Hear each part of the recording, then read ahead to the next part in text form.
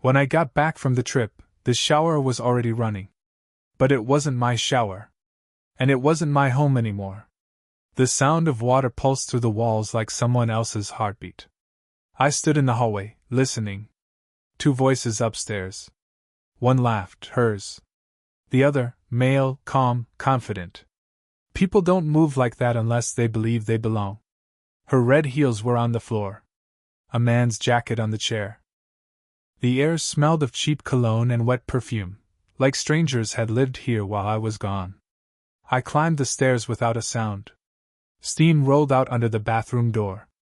Then laughter again. I pulled the curtain. And there they were.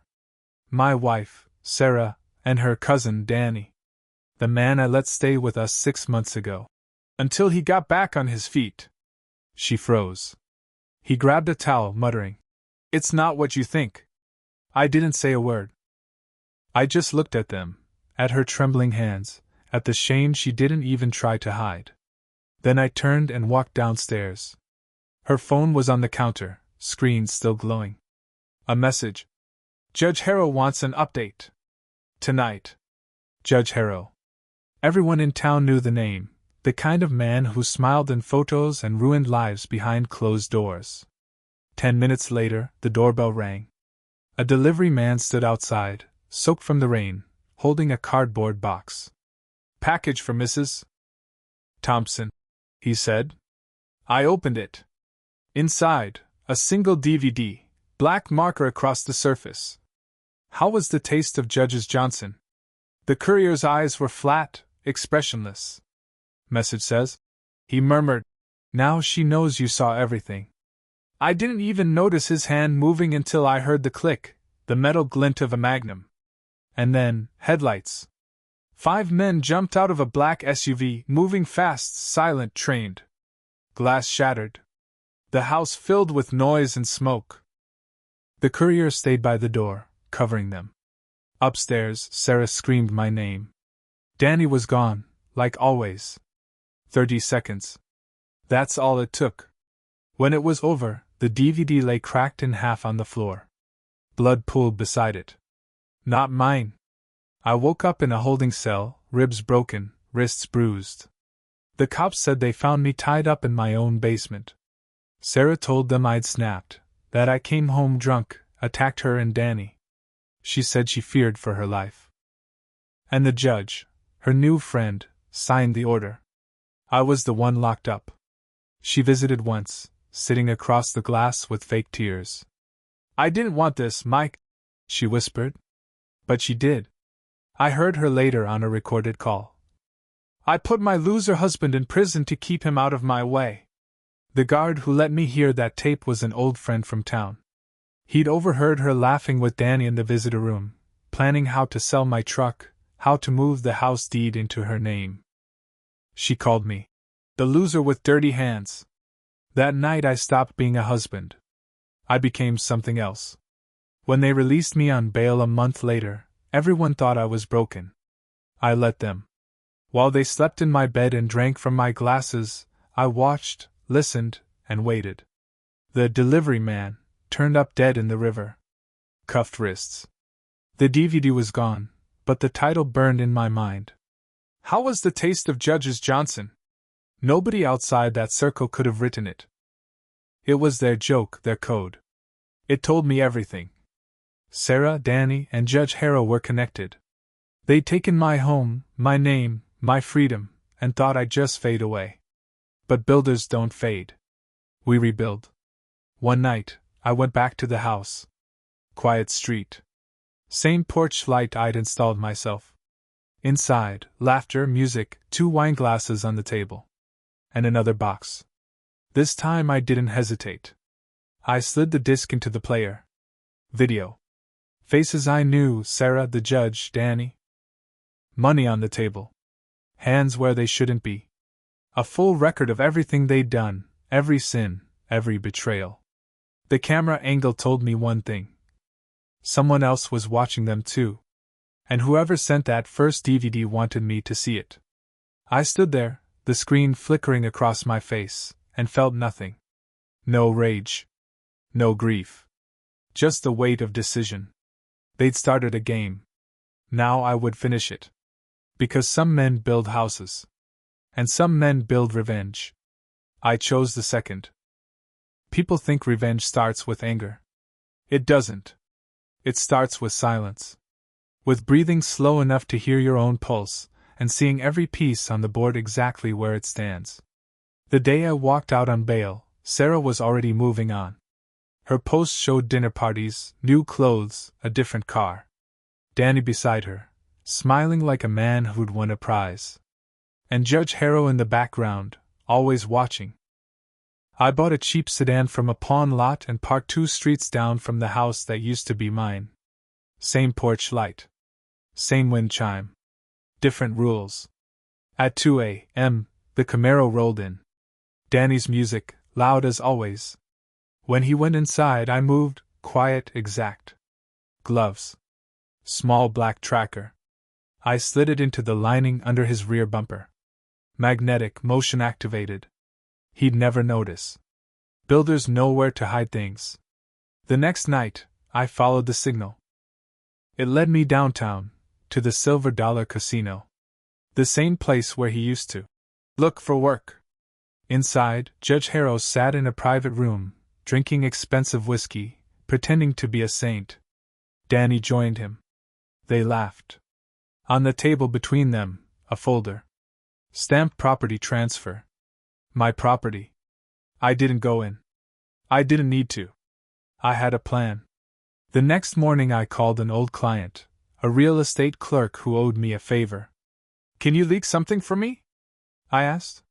He laughed. Depends. How dirty? Clean enough to pass inspection. Dirty enough to sting. By afternoon the rumor was everywhere. The county was investigating Judge Harrow for financial misconduct. It wasn't true, yet, but I knew how fast fear travels among guilty men. That night, Danny's tracker moved again. He drove to the judge's lake cabin, the one hidden under a shell company. I parked half a mile away and watched through the scope of an old camera lens. Inside the cabin, lights flickered. Sarah was there. Her silhouette against the curtain. Danny pacing. Judge Harrow shouting. The house of cards was shaking. I hit record. At 9:47 p.m., Harrow slammed his fist on the table. Sarah flinched. Danny grabbed her wrist, too hard. The judge poured another drink. 3 people who thought they owned the world, already cracking. I sent an anonymous message from a burner phone to Harrow's assistant. The DVD isn't gone. He has another copy. Tonight. 10 minutes later, Harrow left the cabin in a panic. Danny followed him. Sarah stayed behind, shaking. That's when I moved. I stepped inside. She froze. Her hair was shorter. Her eyes older. Mike, she whispered. What are you doing here? Checking the foundation. I said. Looks unstable. She looked at the floor, then back at me. I never meant for it to go that far. You put me in prison. I had no choice. They. Save it. I'm not here for you. I walked past her to the desk. Files, receipts, bank records. Everything Danny had been hiding. Judge Harrow's payments. Her signature on every deposit. Where's the original DVD? I asked. She hesitated. In the safe. Code. Danny's birthday. Figures.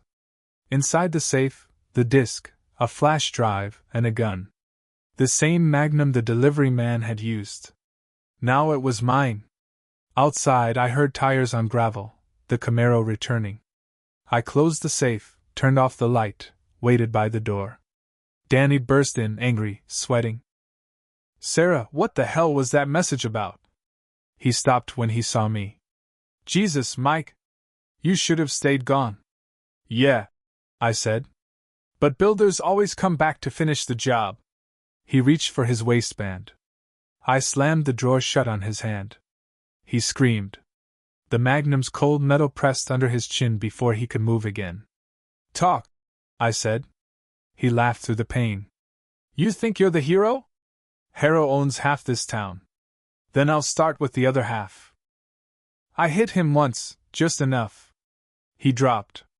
I took his phone, the flash drive, and walked out.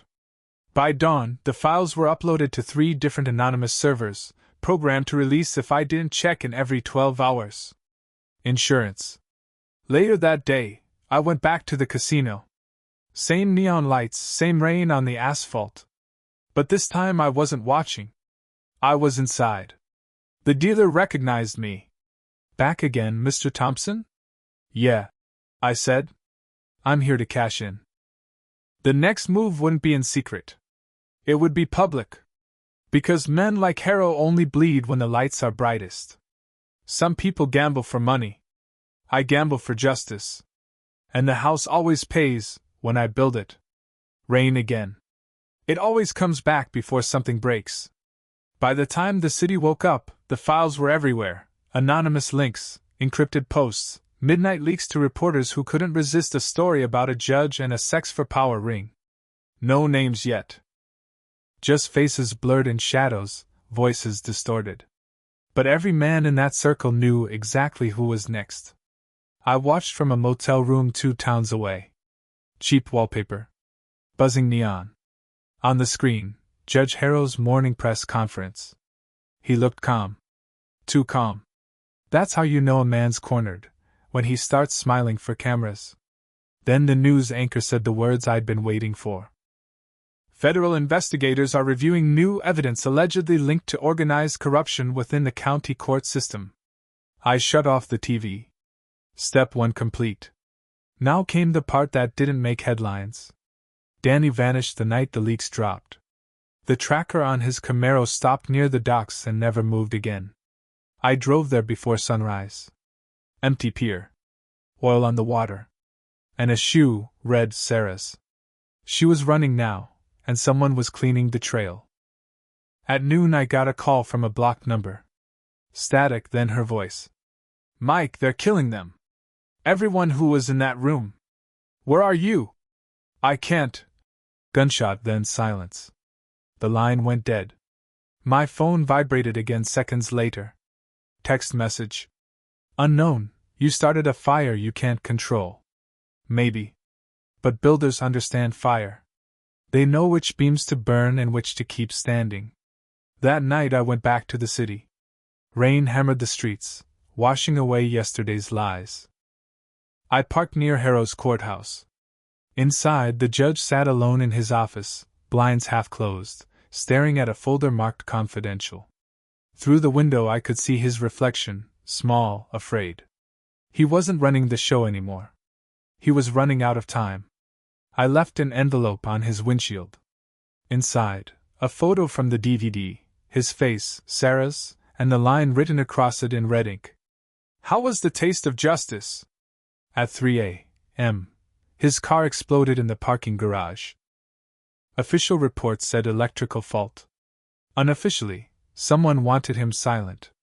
2 days later, a journalist who'd published the first leak was found dead in his apartment. Heart attack, they said. I didn't believe in coincidences anymore. I moved between motels, always one step ahead. The files I'd uploaded kept spreading. Each new drop burned another layer off the network: bank accounts, phone logs, bribes, property deeds. But whoever was left had money, men, and orders. And Sarah, somewhere between guilt and survival, was their next target. I found her in an abandoned rest stop off Highway 7. Same blue dress from that first night, ripped, soaked in rain. She looked at me like at a ghost. They'll kill you, she said. Let them try. I thought if I helped them, we'd be safe. You thought wrong. A car approached, headlights cutting through the downpour. Black SUV? No plates. We dove behind a vending machine as the doors opened. 3 men stepped out, guns drawn. I recognized one, Harrow's driver. So the judge's cleanup crew hadn't retired yet. I motioned to Sarah to stay down and crawled along the wet concrete. When the first man rounded the corner, I grabbed his wrist, slammed his head into the machine, took his weapon before the others reacted. 2 quick shots. 1 scream. Then silence. Sarah stared at me, shaking. You killed them. They were already dead, I said. They just didn't know it. We took their SUV and drove north through the storm. In the glove box, documents, burner phones, cash, and a list of names. Not just Harrow's circle. Politicians, bankers, cops. National. The network reached farther than I ever imagined. I sent the list to my FBI contact, Tom Jenkins, the only man I still trusted. He called back minutes later. Mike, you just kicked a hornet's nest the size of Washington. Get out. Too late. I said. This ends here. We met that night in an empty parking lot. Tom looked tired, older. You can't keep doing this, he said. They killed her delivery guy. They tried to kill me. Now they're cleaning house. I'm just evening the score. He handed me a flash drive. Evidence. Everything that didn't make it to the news. Use it wisely. I pocketed it. Rain drummed on the roof like a metronome counting down. What happens if they come for you, Tom? He smiled without humor. Then make sure my story gets told. At dawn, I watched from a bridge as sirens wailed across the city. The courthouse was on fire. Gas leak, the news said. But I'd seen the pattern enough times to know the truth. Someone was erasing proof. I didn't start this war. But I wasn't walking away from it either. Sarah sat beside me, silent, staring at the smoke. What now? She whispered. No, I said. We make them hunt something they can't kill. The city burned behind us. Ahead, empty road, gray sky, the sound of rain. Because revenge isn't about winning. It's about finishing. And I wasn't finished yet. Morning smelled like gasoline. Maybe that was just me. The city hadn't slept since the courthouse fire. News drones circled the skyline. Helicopters hunted shadows. But nobody was hunting harder than I was. Sarah and I switched cars 3 times before sunrise. The stolen SUV from the ambush was parked under a bridge, stripped clean. I left one thing inside, a flash drive, glowing red. A gift for whoever found it. It held the first wave of names. At 9 a.m., the explosion under that bridge announced Phase 2. Not loud. Surgical. Every corrupt cop in the precinct would spend the day explaining how an evidence vent full of sealed files just vanished. We hit their pockets next. Danny's old contacts led us to a warehouse in the industrial district, a front for offshore transfers. I drove straight through the loading gate. Steel screamed, sparks flew, alarms howled. Men ran. Too slow. Inside, servers blinked in the dark like city lights. I pulled the pin on a flare and tossed it into a pile of ledgers soaked in diesel. Pages turned to smoke. Numbers to ghosts. Money has no power once it's ash. Sarah watched from the doorway, shaking. You're not the man I married, she said. You're right, I told her. He's dead. They buried him next to the judge. We drove until night swallowed the road. Every station on the radio talked about the leaks, the deaths, the panic. But no one mentioned my name. That was the point. At the edge of town, headlights appeared behind us. Black sedans? 3. No plates. They'd found us. I floored it. The highway narrowed, rain cutting visibility to a shimmer of light and glass. Sarah screamed when the first shot cracked the rear window. I didn't. I just tapped the brakes, let the lead car draw level, then swerved. Metal met guardrail. A burst of sparks. One down. The second car rammed us. I spun the wheel, clipped their bumper, sent them fishtailing into the median. The third stayed back, smart one. Glove box, I said. Sarah opened it. A small black device blinked. Press and hold. She did. Behind us, the abandoned SUV we'd left under the bridge came to life remotely. Its tracker still active, its tank still half full. And wired. The blast painted the night in orange. The third car disappeared in the fireball. Shockwave rolled over us like a wall of heat. Then silence. Just rain again.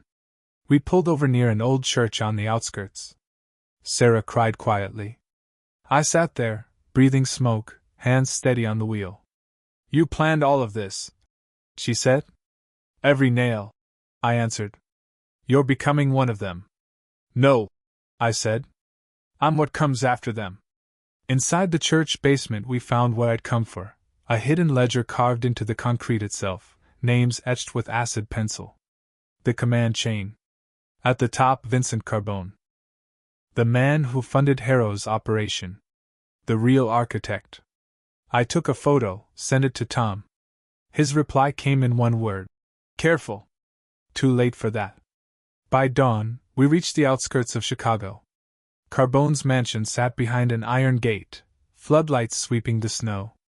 I studied the pattern, counted intervals, traced blind spots. Old habits from construction sites. Every fortress has weak joints. Sarah stayed in the car. I slipped through the service tunnel. The same silence as every job before a poor, dense, heavy, waiting. Inside, men in suits carried tablets, not guns. Accountants of evil. I moved between them like a shadow until I found the office. Carbone stood at the window, talking on the phone, back turned. He was older than I expected. Softer. But his words were knives. Take care of Thompson tonight. Make it final. I stepped forward. Consider it done. He froze. Turned. Recognition hit like impact. Who the hell? The butt of the Magnum answered for me. He hit the desk hard. I pressed the gun to his ledger. Names. Accounts. Every piece of it. Where is it? He smiled through blood. You think killing me fixes it? There's always another me. Then I'll keep killing until there isn't. He laughed once. You're already one of us. Maybe, I said. But I'm the last one you'll ever see. One shot. Clean. I walked out with the laptop, the files, and the smell of cordite thick in the air. No alarms. No shouting. Just the sound of thunder rolling in from the lake. Outside, Sarah waited, trembling. Did you? It's over, I said. But we both knew it wasn't. Because every empire burns slow, and I just lit the foundation. We drove south while the skyline behind us flashed red. Helicopters, sirens, chaos. Some men build houses. Some men build graves. I was learning to build both. By the time the sun rose, every major network had the same headline. Businessman Vincent Carbone found dead in his Lake Michigan estate. They called it suicide. They always do when the truth is inconvenient. Sarah and I were 40 miles south, parked behind a truck stop diner that smelled of diesel and burnt coffee. She hadn't spoken since we left Chicago. Her hands shook every time a patrol car passed. Mine didn't. The news played on the radio. Sources confirm federal agents are pursuing a suspect believed to be connected to the courthouse explosion and the recent financial leaks. No name yet. Just a construction foreman with military experience. That was me. I turned off the radio.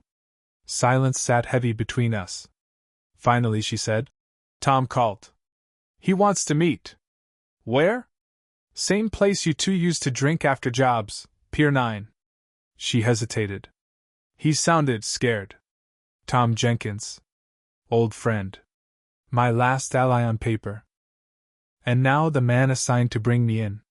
Pier 9 was empty, closed for renovation. Wind whipped off the lake, cold and metallic. Tom stood under a half-broken sign, collar up, hands visible. He'd aged 10 years in 2 weeks. You shouldn't have come, he said. You sent the message, I replied. I had to. They're closing the net. I can stall a warrant maybe a day. He looked over my shoulder at Sarah. She's wanted too. Accessory to Carbone. Sarah flinched. I didn't pull the trigger. Tom's eyes were tired. No, but you opened the door. I stepped closer. What's the real reason you called me, Tom? He exhaled a cloud of frost. They're framing you for everything, Harrow, Carbone, the fires. You're the scapegoat. The Bureau doesn't care who burned the rot, just who left fingerprints. He handed me a flash drive. Everything they'd built against you. Surveillance, timelines, fake witness statements. Use it if you make it out. If? I said. Behind us, an engine roared. Unmarked vans. Headlights cutting through fog. Tom's jaw tightened. I had to give them something, Mike. They had my son. He looked at me like a man begging for forgiveness he knew wouldn't come. I didn't tell them where you were, just that you'd be here tonight. I thought they'd wait. Too late. Gunfire shredded the pier. Sarah screamed, diving behind a crate. I grabbed Tom and pulled him down. He shouted over the noise. End this, Mike! Don't let them take you alive! I rolled toward the edge, returned fire. 3 flashes from the vans. 2 fell. The third kept coming. Tom pulled his badge, stood up, waving it. Cease fire. Friendly. A single shot cut him off. He dropped before I could reach him. Silence after violence always feels louder. Sarah crawled beside me, blood on her sleeve. Is he? I shook my head. Tom's hand twitched once. A folded note slipped from his jacket. 3 words in his handwriting. Trust the basement. We escaped through the storm drain beneath the pier. Knee-deep water, echoing sirens above. Sarah's breath came in sharp bursts. Why didn't you leave me? Because you're the only witness who still remembers who I was. We drove west until the gas light blinked. Stopped at an abandoned motel near the state line. Inside, mold, dust, and a single working lamp. Sarah sat on the bed, staring at the cracked mirror. I thought you wanted justice, she said. I did. And now? Now I just want silence. She turned toward me. I'm tired, Mike. I can't keep running. Maybe they're right about us. I met her eyes. They're right about me. Not you. She stood, walked to the window. Rain streaked down like tears she didn't have left. Do you even feel anything anymore? Regret, I said. Mostly that I didn't finish earlier. At dawn I opened the flash drive Tom had given me. Inside, bureau memos, audio logs, and one encrypted folder labeled Basement. Password Pier 9. The file contained photos, the kind taken by surveillance teams who thought they were invisible. Every meeting, every death, every place I'd been. But at the end, a single image stood apart. A warehouse near the river, timestamped tomorrow 3 a.m. Under it Tom's note. Final link. Carbone's replacement arrives. He'd given me the next target before he died. One last chance to end it. I loaded the Magnum, checked the clips, packed the laptop. Sarah watched, pale. You're going back? I'm finishing the foundation. You'll die.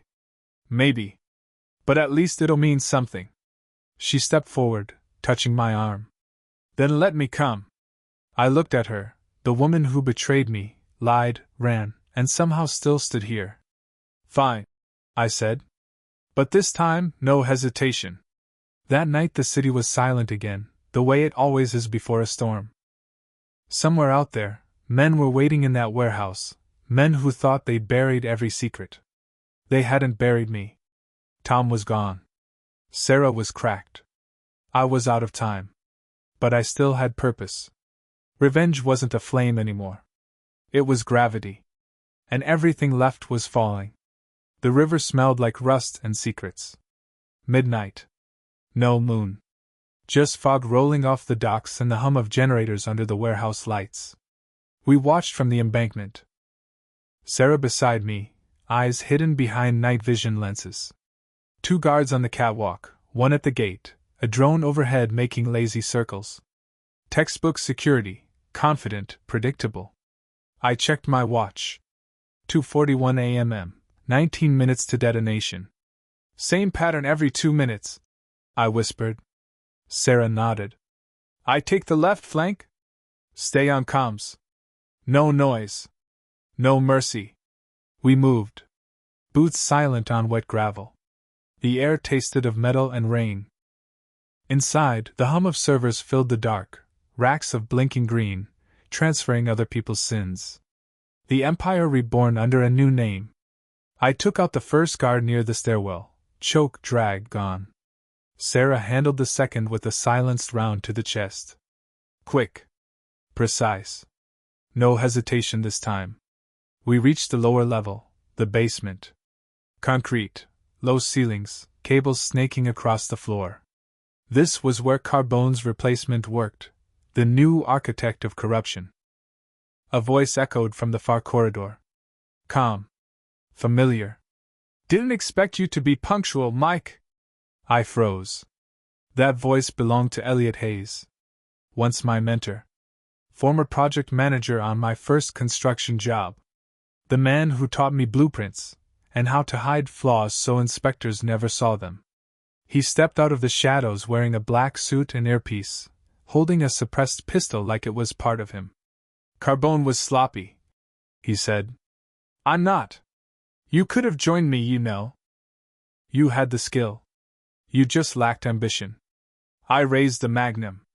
Ambition builds towers that collapse. You taught me that. He smiled. Then consider this a lesson in demolition. The lights cut out. Total black. Gunfire flared once, twice. Sparks danced across metal beams. I hit the floor, rolled behind a pillar. Sarah's whisper in the calm. 3 heat signatures moving, east side.